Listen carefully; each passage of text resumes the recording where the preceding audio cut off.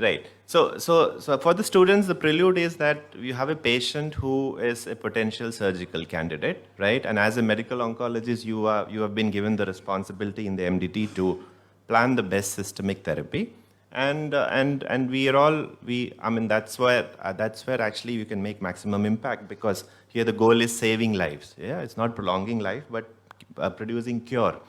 Now, so what we know is, I mean, historically, if the same discussion, I remember like 10, 15 years ago, if the same panel discussion would have happened, people would have questioned to give chemo or not to give chemo, right?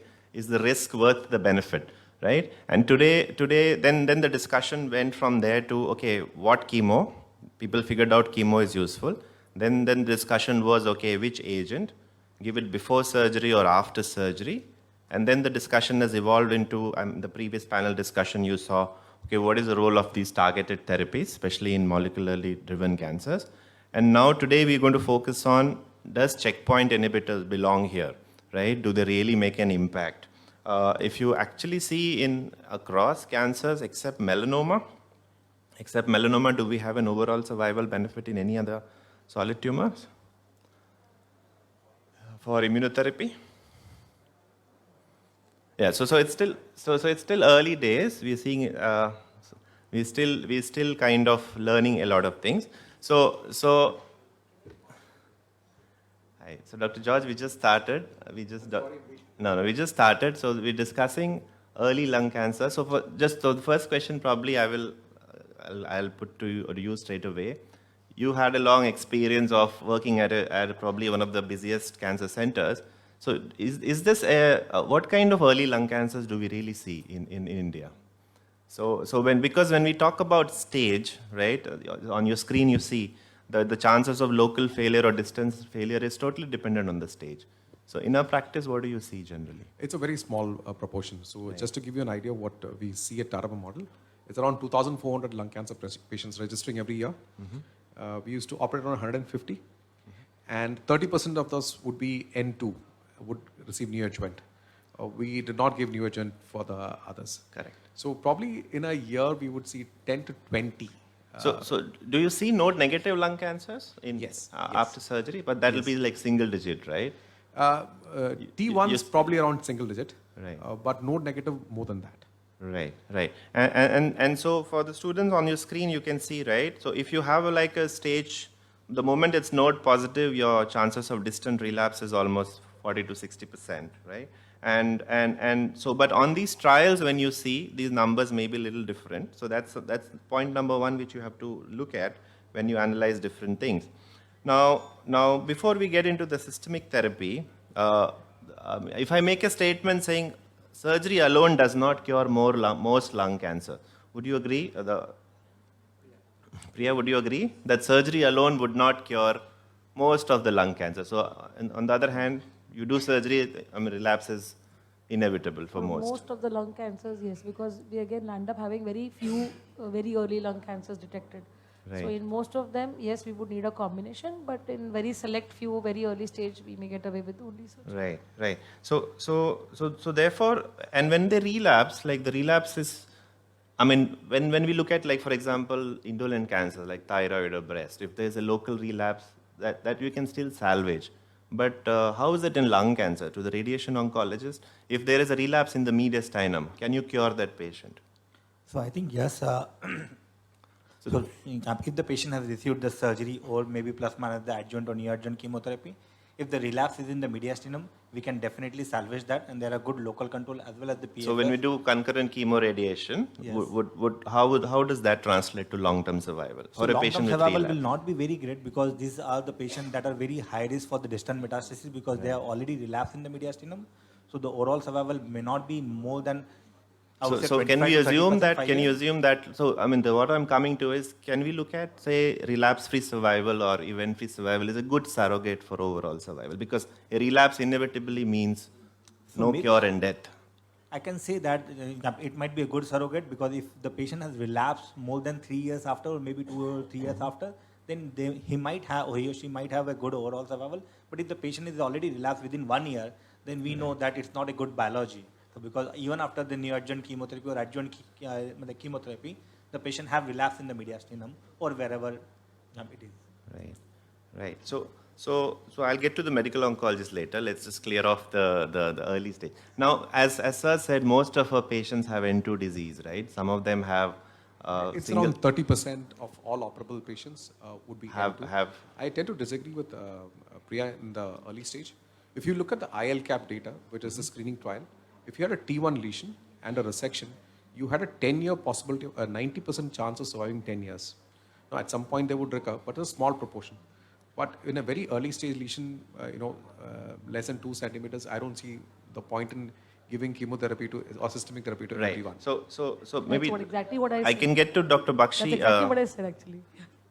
Sir, you've been an examiner for most of medical oncology students. So when you ask them what is the benefit of chemotherapy in adjuvant chemotherapy in lung cancer, and we have had multiple studies which we'll not go into now. So they say benefit. I mean, all the meta-analysis they say 4 to 5%, but it can also vary as per the stage, right? So in your MDT, as Sir said, that very node negative, he doesn't believe that medical oncologists have any role. Do you agree with that? You mean as neoadjuvant or adjuvant? Anything. I mean, if there is no role for chemotherapy, then there's no question of So neoadjuvant. if somebody has node negative but a T3, T4 tumor, then I would. Exactly. So anything more than 4 centimeters, I Right. would definitely give. So the cutoff of 4 centimeter comes from all these meta-analysis, and they look at that. So the conclusion is that the medical therapy, which is chemotherapy as of now, does save lives, right? And the benefit can go all the way up to 15% absolute, depending on what kind of patients you choose. And this is in tune with all the other solid cancers we treat. Take breast or take stomach or whatever else. So now let's coming on to let's discuss N2, which is common in India. Now N2 multistation or bulky disease, we wouldn't even get into neoadjuvant chemo and surgery, and we will say CTRT straight away, right? My radiation colleague will agree. Sir, do you think that needs to change today? Because we quote trials which were done, I don't know how many years ago, Vijay can probably tell. CTRT versus surgery for N2 disease, right? So are those results still applicable today with so much of advancement in systemic therapy? I don't see a role for surgery upfront as a planned sequence for bulky multistation N2 or N3. But there are occasions when you have done salvage surgery after chemoradiation and durvalumab when they had a recurrence of residual disease when you were resected. The last patient I resected was an N3 post-oral TKI. So that's a salvage situation, but upfront, no role for surgery. No, but like just Alok just showed fantastic waterfall plots, right? Major pathological response in I think most of the patients, right? So in all these bulky N2 are going to be non-bulky N2s or non-bulky even N1 or N0s just after 2 or 3 cycles. So do you still will not operate for those patients? Currently, no evidence for that, but it's worth exploring. Right. Priya, what do you feel? Yeah, so basically the last sentence I would agree. So it would be very individualistic approach. The patient is young with no other comorbidities, has a multistation bulky N2.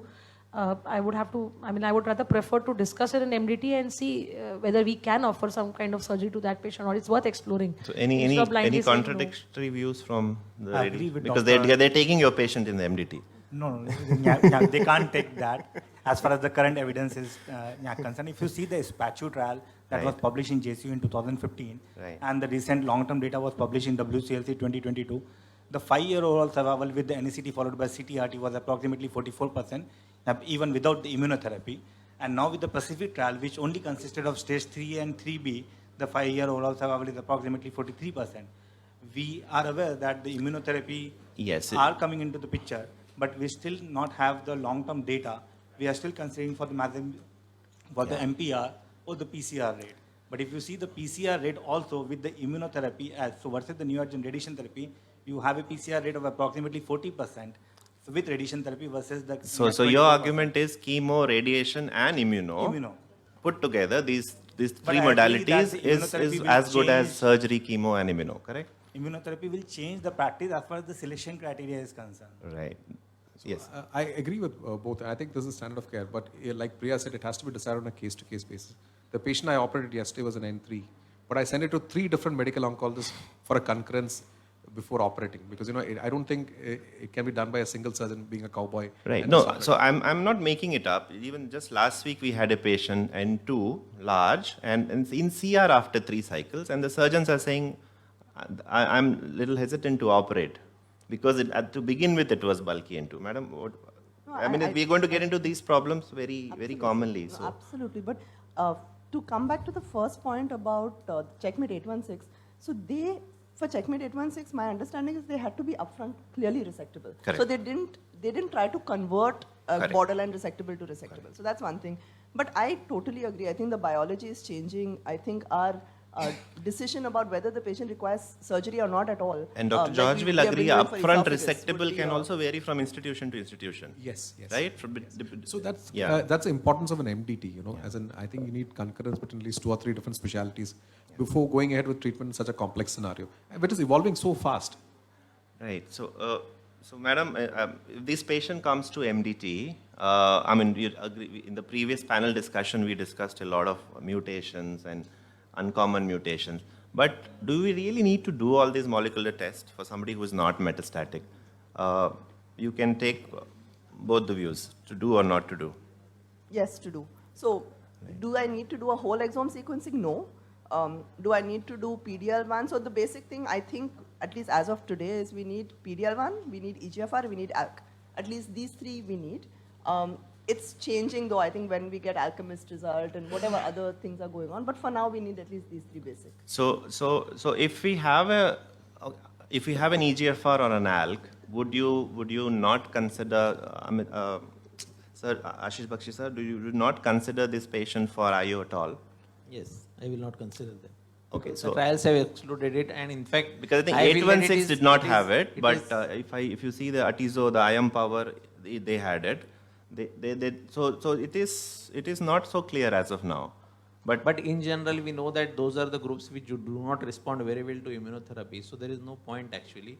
I think it is probably mandatory now. So that the minimum before we you should do do anything, you is should exon do 19, exon 21, and an ALK IHC. What about PDL1? Does Yes, PDL1 make any PDL1 difference? also, yes. Ma'am, will also. PDL1 push you or for or against, or doesn't matter? So, I think in IFR101, Right. it was PDL1 positive. So Right. Yeah, I think PDL1, yes. In fact, this is a very weird situation now in patients who have received CTRT or we get an ALK positive, and I actually feel sad because then we are not going to give them durvalumab, and I can't give them adjuvant ALK-directed therapy. So I think it is definitely in the curative setting, molecular drivers are making a difference in our decision making. What about And you, what- Ashish?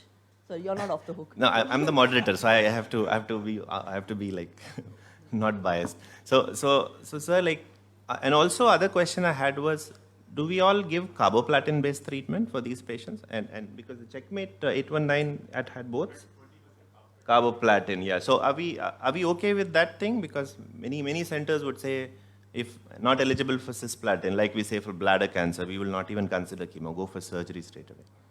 So those who are young, fit, and who can receive cisplatin, the preference is always to cisplatin. But if somebody is not fit, there is absolutely no harm in giving carboplatin. No, so the reason I ask that is sometimes if the patient is not fit for cisplatin, would we tend towards CTRT? Because saying carboplatin data is not. I had a slide actually to show that. But there was one trial which did not show much of difference with carboplatin. So I think this is this one. So in general, I think the benefit is more with cisplatin-based chemotherapy, but I don't think that few trials have shown not benefit with carboplatin. The benefit may be less, but I think it is a good alternative to cisplatin if somebody is not able to receive. Correct. So carboplatin is okay, and now as he showed that with these therapies, actually the slight difference is probably not. I mean, when you're looking at a PAT CR of close to 20-30%, these slight differences may not be too much of value difference. So. So just the percentage of patients who are only 20%, and we don't know in a subgroup analysis whether those are the patients which are benefiting. We didn't compare their subgroup analysis, but we cannot say based on that. We don't, as Dr. Vijay said, we don't have an interaction analysis. And our historical knowledge says that carboplatin is inferior to cisplatin in a neoadjuvant setting. Yeah, but then here the comparison is not carbo versus this. Here the comparison is between chemo versus no chemo. So in that situation, we would, especially if you have a patient with a PDL1 50%, T2 N1, would you not give carbopacly nivo and do surgery? Would. Right, right. So, ma'am, what about this divide neoadjuvant versus adjuvant? So, because a lot of my colleagues discuss Pearl's trial and IMpower, those results were not as impressive as what Nadeem or the Checkmate is. So, shall we say? I mean, now only after 15, 20 years, we are learning maybe in triple negative breast cancer, neoadjuvant may be better than adjuvant. For lung cancer, can we say that today? I'm totally confused. I mean, this is one spot I really don't know. But I think benefit in neoadjuvant, you have the patient in front of you, you see the response, you have only 3 cycles and you're done. So, But for the students also, Priya, in your practice, after not a laparoscopy, but maybe an open surgery, what proportion of them actually are fit for chemotherapy? Yeah, actually, in our practice, most of them are fit for chemotherapy. They're not that bad. No, in the sense, I think that I personally believe that it's amplified more. I know a lot of articles and I myself do a lot of VATs, but I think that it's not so that if you do a good open thoracotomy and a good resection, if you have a good team around you with a good post-op rehab, I don't think patients are really so unfit. But we all read about poor lung reserves, collapse, pneumonia. That would be same for even VATs, Okay. because you're going to start a chemotherapy after a month of surgery. So a month, a dedicated team, I think, we would all do VATs, but I don't think it's wrong to say open also would give good results for that. Right. I think so. I think it's a NATCH trial, which showed that there's a 30% difference between being able to deliver chemotherapy in the neoadjuvant versus adjuvant setting. Although they should. Because that's the rationale you give for all the GI cancers, stomach and. So whenever there's an indication, there's a stage 3A, there's no discussion. If patient needs neoadjuvant chemotherapy, because your pattern of recurrence is systemic and you have to tackle that first. So neoadjuvant first. Now, in stages earlier than that, I would have to resect. So why I ask that is because if you do surgery up front, we won't know all this PAT-CR and all that, because we're going to give the treatment later. So for a T2N1 fit patient, low volume disease, I wouldn't have the data. Can we say we will do neoadjuvant first, because like in breast and other cancer, that's where we are moving to. Yeah. So your T2N1 the N1 is based on imaging, correct? So in our experience, the chance that positive node on a PET being actually positive is 50%, which means that you would be over-treating a significant number of patients. And if it's a hilar N1, the fact that you can sample it right. But if just 2 cycles of chemo, immuno, and there is no tumor at surgery, you can actually celebrate with the patient. And you say... Could be, but it's a hypothetical situation and a hypothetical question, which I can answer hypothetically that it won't. No, so that's the argument we do. So actually in my center, if you have a triple negative breast cancer, even 1 centimeter, nobody goes for surgery straight. They all go for neoadjuvant, even HER2 positive now. So as a medical oncologist, Bakshi sir, shall we be pushing for that? So because then my next question is, how important is PAT-CR in this disease? I mean, even though we're all getting excited, will it really be a surrogate for overall survival? So I think like breast cancer in many areas, the treatment paradigms are changing. Probably in lung cancer also, I feel that we are heading in that direction. Now, my preference for neoadjuvant is multifold actually, because many of the times the pattern of failure is systemic. So it is better to give a systemic treatment first. Now with this pathologic CR in play, actually you can assess the response also. So that I feel is a advantage, and from a surgical perspective also, surgery is somewhat easier after the neoadjuvant chemotherapy. So that way, although there are no head-on trials at this point of time comparing neoadjuvant versus adjuvant, but I am inclined to do more of a neoadjuvant rather than adjuvant. Yeah, and along with the PAT-CR, I think a lot of trials are now reporting this major pathological response, which is they're saying, like in breast, we have residual cancer burden. So up to 10% viable tumor cells are kind of okay. So is this, Dr. Priya, is this important, or is just drug company trying to select a pool of patients and show better Kaplan-Meier curves? So back to square one, I'm actually agreement with sir that if I have to choose, I would be on the tilting side of a neoadjuvant therapy in most of these patients. For example, even if you're saying T2N1, 50% would be node negative, but T2 would be more than 4 centimeter in many. So anyways, they would require therapy post-operative and adjuvant. So why not give them a benefit and give new adjuvant chemotherapy that would also take care of the systemic situation. So I am more in favor of that, yes. So this I had asked earlier. So now, with this kind of responses, are we right in changing the decision what we made in the first MDT, like especially with regard to local treatment? With regard to so Dr. George, if a patient had an N3 node and an initial plan was CT, I mean the radiation guy also said we can't do radiation. So, but almost a very good response at surgery. Should we change the local treatment plan? Can. It's a very fluid situation. I think you have to decide on a case-to-case basis.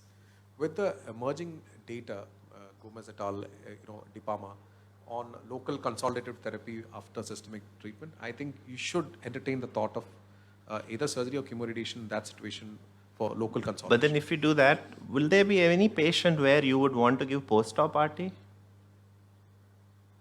a very hypothetical question right No, now. not hypothetical. And this is all I mean, because there is no data like, as far as... like for example, okay, even if it's found to be resectable, and in pathology it is N2, right? The port trial and all, we've seen the results.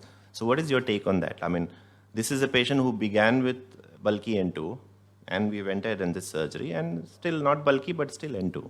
So you think we can apply that port trial data over here? So if the pathological N2 is not only one single entity, for example, if you're talking about N2 disease upfront, and then you are given neoadjuvant chemotherapy followed by surgery, and then it's a persistent N2, yes. So definitely we will give the adjuvant radiation therapy because it has shown the improvement in the local progression-free survival or the local regional progression-free survival.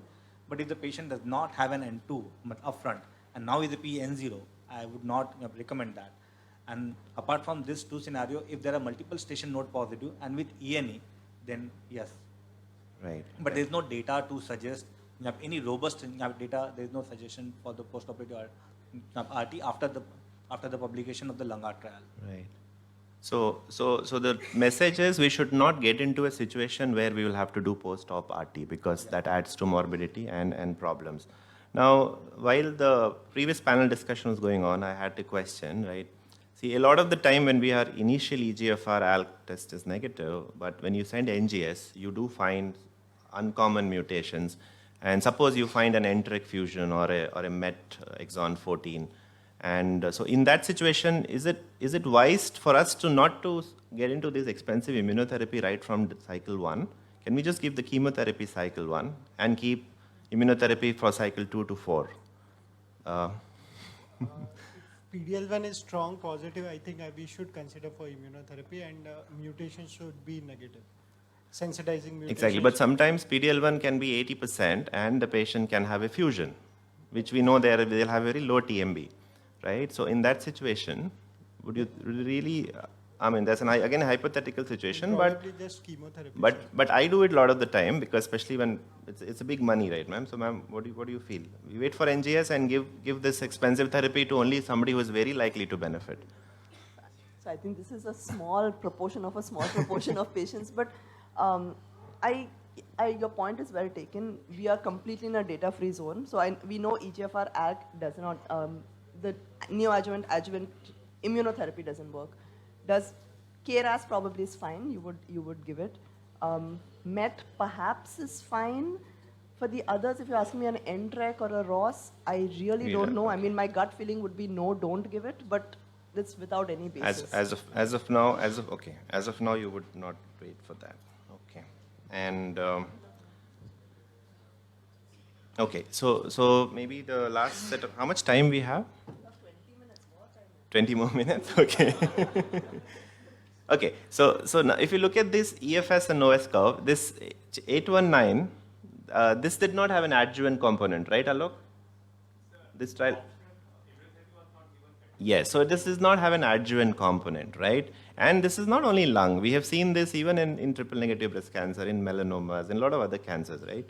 So who are the patients who actually need adjuvant immunotherapy?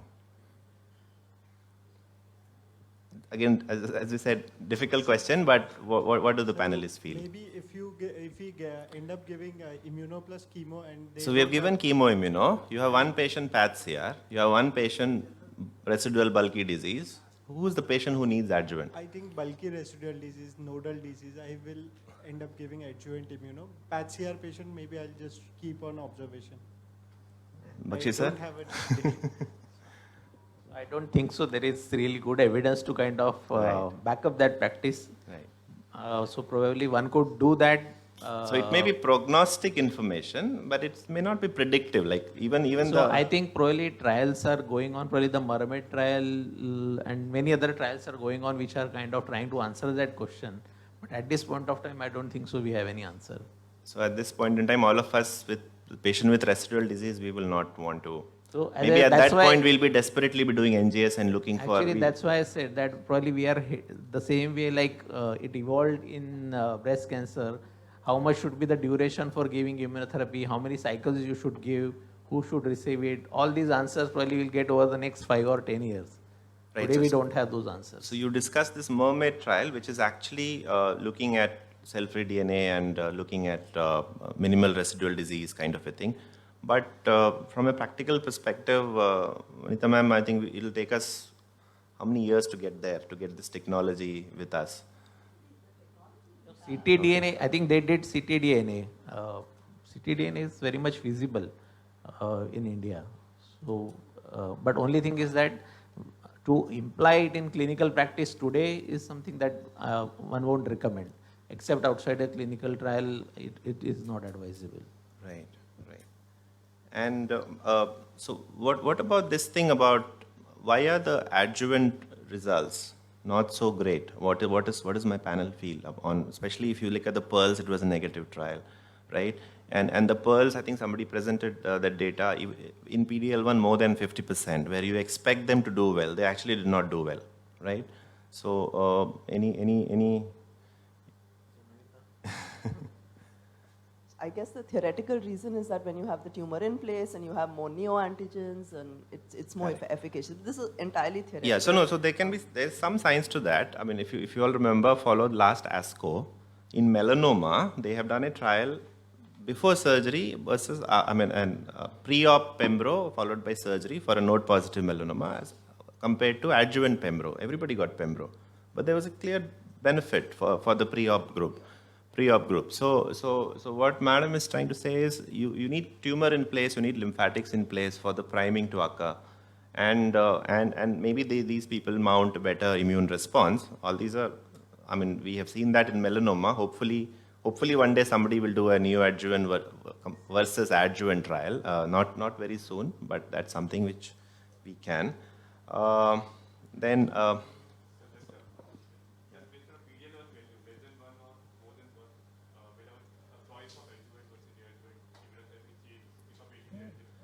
So in the ATIZO, that IM power 10, right? If you look at the forest plots, I think majority of the patients who were benefiting were actually PD-L1 positive, right? So much so that is there a cutoff 10% or above? So IM power 010 was more than 1.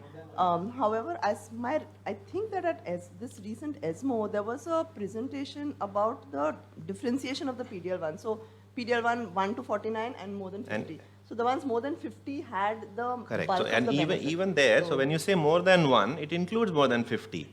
And if you look at the forest plots, it's actually impressive in more than 50, not so much in maybe 1 to 49.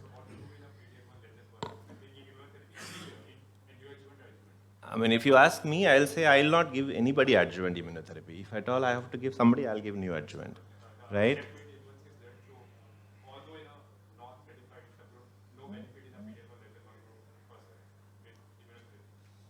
So that is consistent, even in adjuvant, neoadjuvant. So your question is, is PD-L1 a foolproof biomarker? Should we be using that to deny somebody immunotherapy? So Bakshi sir. personally, for PDL1 less than 1%, I won't consider in both neoadjuvant and adjuvant setting.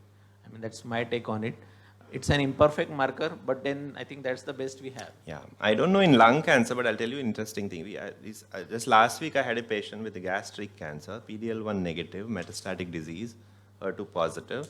And then after 2 cycles or so, he was not responding very well. So we just did a repeat biopsy to look at the HER2, right? Because there was some doubt. And we said, okay, let's just do the PD-L1. So first PDL1 negative, second biopsy PDL1 20%. So in the same patient, during the course of disease, or if you biopsy different sites, or if you biopsy post chemo when there is necrosis, inflammation, will PDL1 change, especially if you're looking at CPI? What a biopsy in Singapore, they did it in-house, then they sent to foundation one. One is 0%, one is 20%. Exactly. So the issues with I think PDL1 probably, testing. like yeah. once I had a discussion about a similar patient with the pathologist, and she gave a very rational explanation for that, which I got convinced that post treatment there is the tumor is necrotic and there is more inflammation, as you rightly said. Probably that may result in more kind of PDL1 So Alok's expression when question you is, do the if analysis. there is a patient with PDL1 is negative, should we just give one cycle chemo and then recheck the PDL1? No, I And don't then think so. I don't think so. That because really makes any he's sense. banking so much on that IHC and These are- maybe I think biopsy these another are- site. these are- Biopsy another site. No, I think these are one-off cases, probably very rare. Probably in a year, probably you may get means one case or odd. So I don't think so. What about toxicity? Nobody is actually saying anything about toxicity in an adjuvant situation, right? I mean, adjuvant is a situation where patients are probably cured. Many of them are actually cured. They don't need anything what you're doing. And that can be as high as 90%, as Dr. George said, and it can be as high as 40% even for node positive. So in that situation, anybody of you feel that immunotherapy neoadjuvant can produce toxicity which may hinder your curative treatment later on? So I think if you look at the trials, Deshpande sir is there. Yeah. Pandey sir? So we'll put a chair for you. We'll put it.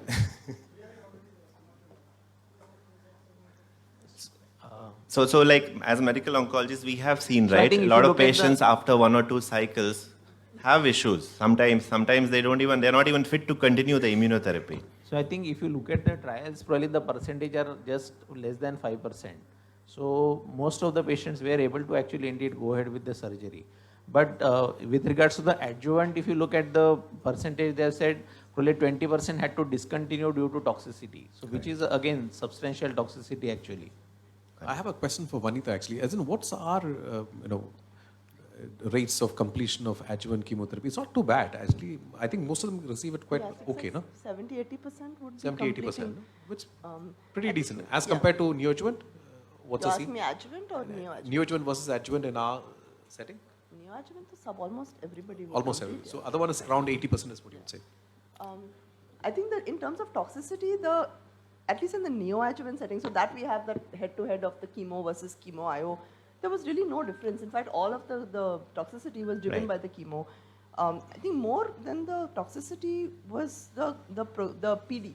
So there was like at least 10% PD that actually happened. So that we would be So concerned in the are you neoadjuvant concerned setting. about the hyperprogression or things like that? No. I don't know. So Yeah. it wasn't different, I guess, but there was a 8 to 10% patients who did progress. So would that drive you more towards doing surgery and then giving adjuvant? So that's something. I had a patient where we planned to give chemo, immuno, and do surgery, and just before surgery we do his TSH and it's 150, and then he's fatigued and he's difficult to walk, and my anesthesia doctor will not clear him for surgery. He'll say correct the hypothyroidism and come back. So sometimes. So another situation where we use neoadjuvant is to avoid a pneumonectomy or to downstage and do a lesser surgery. But we're not got consistent results when you use neoadjuvant for downstaging. Inevitably, we ended up with the previous surgery. But those days, sir, like the response rates are 2%. 10%. 2%, and sometimes they progress, and you lose the option of curative surgery. So it's a double-edged weapon. 90% of the time it's going to work, but God forbid it doesn't work. 10% you're going to lose that option of a curative. It's a worry in your mind, but there are certain times when we always said, okay, the primary is it's a major surgery. Can we downstage it, do a lesser surgery? I keep sending them, but Kumar keeps sending them back, saying that we're worried about it. So it's a concern in a small person. And I think the other major question I have now, I think that will be question to Mansi and all of you who are in the taking care of more affordable patients. When you're giving immunotherapy in the curative setting and the patient has relapsed relatively soon or later, are you still giving Keynote 189, or what are you doing now in the first line? Now first line will change completely, I guess. So, ma'am, Sorry, Ashish. we have a few patients, three patients who we're giving adjuvant immunotherapy as of now, but for relapse, right? So I don't think we will. I think we'll see how long after do they relapse. We look at the data at that particular time when they relapse. I would also want to see the NGS at that time. yes, and Then take a call. no, I agree with Mansi. I mean, I've had a patient, not in lung, but a renal cancer, who was actually progressing on immunotherapy, just on Nivo. And then later on, he was on TKI for some time, stable disease, and he had surgery. And finally, when I had no option, I gave him EP-Nivo. And he's in CR now. So resistance to Nivo does not rule out response to IO later on. I mean, I don't know the mechanism for it. And now there's a lot of link between gut microbiome and a lot of other factors which we don't understand, right? So that's something we can do. Anybody has any experience, Mansi, you have any experience with any alternating schedule or alternating dose than what is recommended? Not really. So we've used neoadjuvant immunotherapy in a trial setting. We had Asian just closed. No, so I'm saying, My experience was that. like if someone says, okay, I can't afford 360 milligram, you would not recommend, you would, where is Vijay Patil? So